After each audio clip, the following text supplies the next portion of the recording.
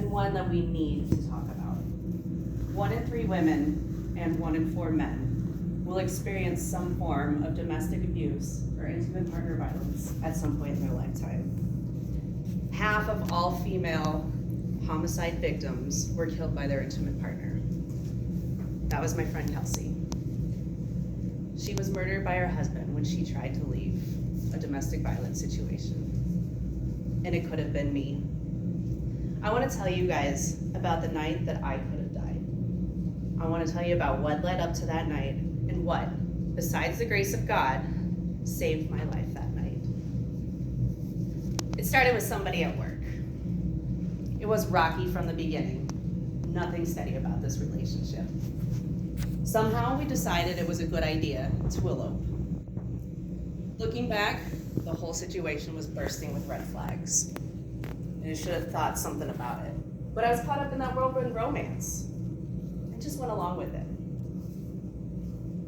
Abuse starts small.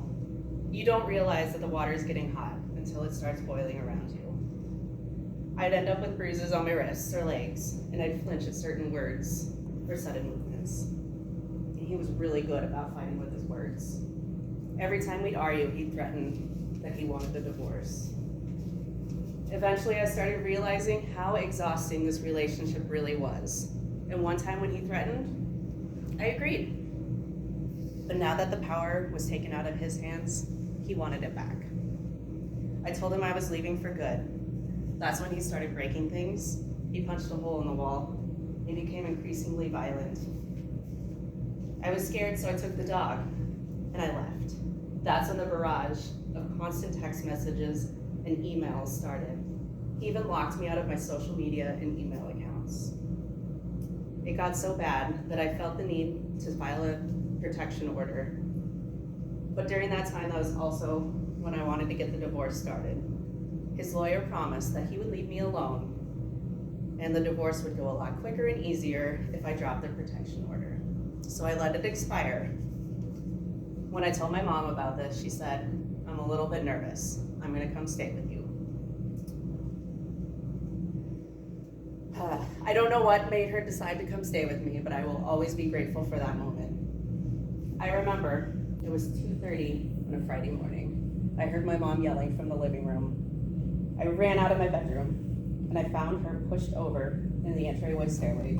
He had obviously not expected that she was going to be there with me. He'd grabbed her phone and was holding it away from her. He didn't have keys to that door, so he broke in somehow. He picked the locks. I tried to calm him down, and I grabbed the phone away from him and tried to dial 911. He grabbed me around the neck and he started to choke me. My mom tried to pull him away, but he slapped her in the face and told her he'd squeeze harder if she did not stop. In a fit of adrenaline, she was able to push him out of the way. I ran past him towards the neighbor's house and started banging on the door. She was making so much noise that it scared him away. So loud she was banging on the door so hard that she even had bruises on her palms the next day. Hearing all of the noise, he got scared. He ran off. I don't know where he went to. I didn't see where his car was, and I don't know where he came from, but he left. But I was one of the lucky ones. I made it out alive, and I had friends and family to support me and make sure that I was safe. And I'm grateful that my mom was staying with me that night. And I can only imagine what would have happened if she had not been there. I can only assume that somebody was looking out for me. I like to think it was Kelsey, or my guardian angel, that was watching out for me and put that idea in my mom's head that maybe she needed to be there that night. Because of the situation, I'm an advocate for stronger protections for survivors of domestic violence. Protection orders can only go so far.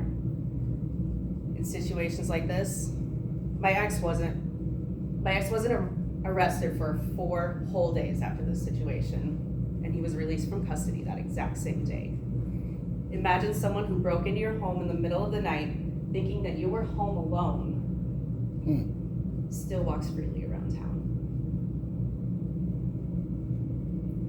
Some advice I'd give to anyone: if your relationship does not feel right, trust your gut.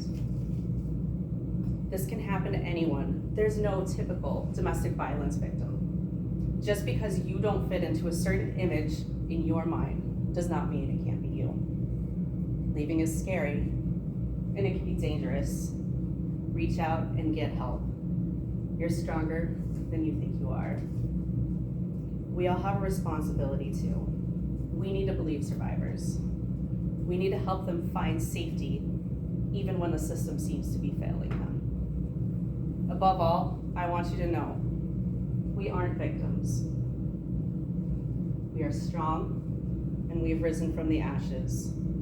We are survivors. Thank you.